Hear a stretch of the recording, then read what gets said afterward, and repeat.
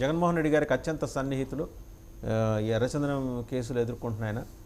Already ఆయన మీద లోగడ చాలా కేసులు ఉన్నాయి. ఇప్పుడు ఆయన పోలీసుల అదుపులో ఉన్నాడు. సో ఇది అంటే కావాల్సినంత డెవలప్మెంట్స్ అయితే ఆంధ్రప్రదేశ్లో జరుగుతున్నాయండి. అంటే పక్క పొరుగు రాష్ట్రం తెలంగాణలో కన్నా కూడా సరే అక్కడేమో హైడ్రా అనే పేరుతోటి అక్రమ కట్టడాల కూల్చివేత జరుగుతుంది. ఇక్కడేంటంటే అక్రమార్కుల వేట మొదలైనట్టుంది. రకరకాల అంశాల్లో అక్రమార్కుల వేట ఆంధ్రప్రదేశ్లో మొదలైనట్టుంది. గంగిరెడ్డి ఇన్ఫ్యాక్ట్ మీకు గుర్తుండే ఉంటుంది, అలిపిరిలో చంద్రబాబు నాయుడు గారి మీద జరిగిన హత్య యత్నం లేదా దాడి ఆ కేసులో నిందితుడు ఆయన అప్పట్లో. ఇప్పుడు మరి వేరే కేసులో అంటే ఇప్పుడు చాలా పెద్ద పెద్ద కేసులు ఎదుర్కొన్న వాళ్ళు చాలా చిన్న కేసుల్లో దొరికిపోయినట్టు ఆయన ఏదో కేసులో దొరికారు. ఆయన పోలీసులు తీసుకెళ్లి రహస్యంగా విచారణ చేస్తున్నారట కొల్లం గంగిరెడ్డి గారిని. ఈయన ఇంకోటి ఎందుకు ఇంత ప్రాధాన్యం ఉందంటే ఆయన జగన్మోహన్ రెడ్డి గారికి అత్యంత సన్నిహితుడు. సో ఒకటొకటి ఒక పక్క ఏమో మహిళల పట్ల వేధింపులో లేకపోతే అండర్స్టాండింగ్సో అడల్టరీ వ్యవహారాలు, మరో పక్క ఏమో ఇటు ఈ స్మగ్లర్లు కొంచెం ముదిరిన తర్వాత పొలిటికల్ లీడర్స్ కావటం. ఆల్రెడీ మీకు గుర్తుండే ఉంటుంది, చెవిరెడ్డి భాస్కర్ రెడ్డి గారి దగ్గర జీప్ డ్రైవర్గా చేసిన ఒక వ్యక్తి ఇవాళ ఎర్రచందనం సామ్రాజ్యాన్ని రాయలసీమలో శాసిస్తున్నాడు. ఆయన బెంగళూరు నుంచి జీప్ డ్రైవర్గా చేయటానికి వచ్చిన వ్యక్తి. ఈ దొంగలని ఎన్నాళ్ళు మనం వాళ్ళ జీపుల్లో ఇళ్ళ జీపుల్లో తరలిస్తాం, మనమే ఎందుకు ఈ వ్యాపారం మొదలెట్టకూడదని ఆయన ఇవాళ ఎదిగాడు. ఆయన he demanded Chandragiri ticket also. Jaganmohan Reddy గారు కొంత స్పృహతో వ్యవహరించి ఆయనకి టికెట్ ఇవ్వాల, లేకపోతే అప్పుడే బదనామయ్యేది ఆ పార్టీ. ఏమంటారు మస్తాన్ గారు? ఈ గంగిరెడ్లు అలాగే ఈ మనం కొల్లం గంగిరెడ్డి అలాగే ఆ జీప్ డ్రైవర్లు ఏంటి వ్యవహారం? వైసీపీ ఈ మరక ఇప్పట్లో తుడుచుకోలేని పరిస్థితుల్లోకి విషాదంలోకి వెళ్ళిపోయిందంటారా?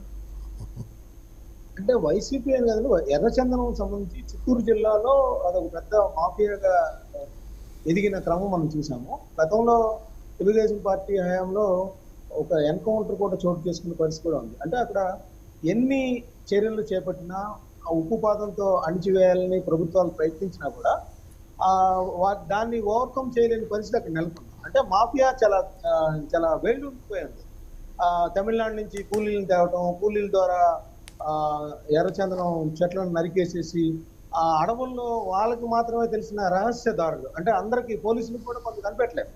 మనం వీరప్పన్ ఉదంతం మనం చూసినప్పుడు కూడా ఆ అడవుల్లో వాళ్ళకి మాత్రమే తెలిసిన రహదారులు కానీ సొంతంగా నిర్మించుకుంటారు కానీ అట్లా వాటన్నిటినీ కూడా ఎందుకనో అంటే ఇప్పుడు ఇంత టెక్నాలజీ పెరిగిన పరిస్థితుల్లో కూడా ఏ ప్రభుత్వం అయినా సరే, అటు తెలుగుదేశం ప్రభుత్వం కానీ వైసీపీ ప్రభుత్వం కానీ అరికట్టలేకపోతుందని మనం చూడొచ్చు. ఇప్పుడు మీరు ఇందాక ప్రస్తావించారు జగన్మోహన్ రెడ్డికి సన్నిహితుడు కొల్లం గంగిరెడ్డి గారు. అంటే గంగిరెడ్డి గారు వైసీపీ నేతలతో సన్నిహిత సంబంధాలు అనేది అక్కడ అందరూ చెప్పుకునే వాస్తవం. అయితే జగన్మోహన్ రెడ్డి గారితో సన్నిహితంగా ఉన్నారు లేదా అనేది నాకంత లేదు నాలెడ్జ్. బట్ గంగిరెడ్డి విషయంలో చాలా కేసులు నమోదై ఉన్నాయి. ఆయన పేరు అసలు ఎర్రచంద్రం సంబంధించి చాలా సందర్భాల్లో ప్రస్తావనకు వచ్చింది. అన్నిటికన్నా మొట్టమొదటి కేసు అలిపిరండి. అలిపిరిలో చంద్రబాబు నాయుడు గారు చంద్రబాబు నాయుడు బాంబ్ బ్లాస్ట్ సంబంధించి ఆయన మీద నక్సల్స్ హత్యా ప్రయత్నం చేసిన సందర్భంలో ఆయన కూడా నిందితుగా ఉన్నారు. నేను అనేది అంటే అక్కడ అంటే ఎర్రచందనం స్మగ్లింగ్ లేదంటే ఈ అంటే అలా ఎదిన క్రమంలో ఆయన సంబంధాలు అటు వేరే నక్సలైట్లతో కానీ మరి ఎవరైనా ఉన్నాయో మనకైతే పూర్తి స్థాయిలో సమాచారం నాకు అందాల్సి ఉంది. బట్ చంద్రబాబు నాయుడు విషయంలో అది ఆయన హత్యా ప్రయత్నం సంబంధించి ఆయన నిందితుగా ఉన్నారు.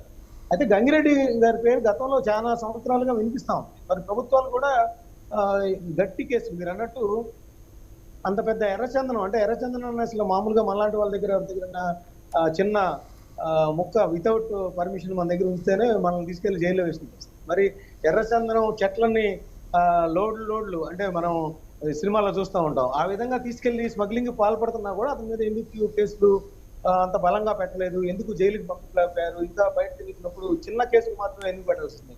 నిజానికి పవన్ కళ్యాణ్ గారు ఈ విషయం మీద ధైర్యంగా బయటకు వచ్చారు.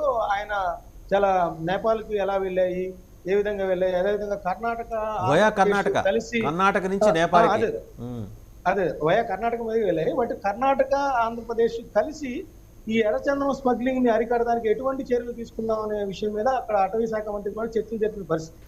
ఆయన దీని మీద దృష్టి సారిస్తా ఉన్నారు. ఎందుకంటే ఆయన గతంలో కూడా చెప్పారు ఎన్నికల ప్రచారంలో వైసీపీ వాళ్ళే ఎక్కువగా ఎర్రచందనం స్మగ్లింగ్ కి పాల్పడతా ఉన్నారు, వీటన్నిటిని కూడా మేము అధికారంలోకి వస్తే కనుక వెలికి తీసి వాళ్ళందరినీ కూడా జైలుకి పంపుతామని కూడా చెప్పారు.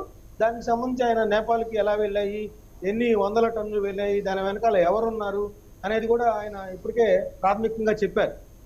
నిజానికి ఆ ఎర్రచందనం గనక ఆ విధంగా మనకి ప్రభుత్వానికి ఆదాయం కల్పించే విధంగా అటు స్మగ్లింగ్ ని అరికట్టడం ద్వారా వేల కుటుంబాలు, అంటే కొన్ని వందలు వేల కుటుంబాలు తమిళనాడు నుంచి వచ్చి అక్కడ ఈ ఎర్రచందనం స్మగ్లింగ్ లో తెలియకుండానే పావులుగా మారిపోతా ఉన్నారు.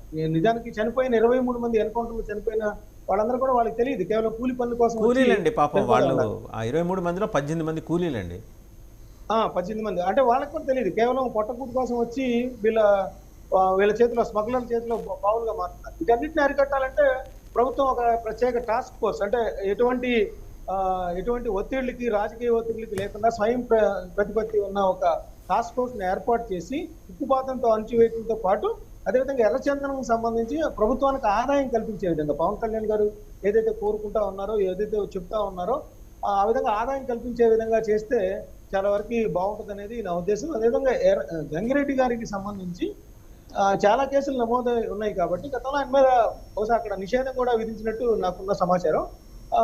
అట్లాంటి వాళ్ళ మీద బలంగా కేసులు నమోదు చేయటం కానీ, భవిష్యత్తులో ఎటువంటి ఇట్లా ఎర్రచందనం స్మగ్లింగ్ పాల్పడకుండా ఉండే విధంగా కఠినంగా చర్యలు తీసుకుంటే బాగుంటుంది అనేది నా అభిప్రాయం. ఇంకొక అంశం అండి, లక్ష్మణరావు గారి దగ్గరికి వెళ్ళే ముందు మీతోనే ఇంకోటి మాట్లాడాలి. తెలుగుదేశం అధినేత చాలా కీలకమైన నిర్ణయం తీసుకున్నారు. వైసీపీ పెంచి పోషించిన అడ్వైజర్ల వ్యవస్థకి దూరంగా ఉందాం.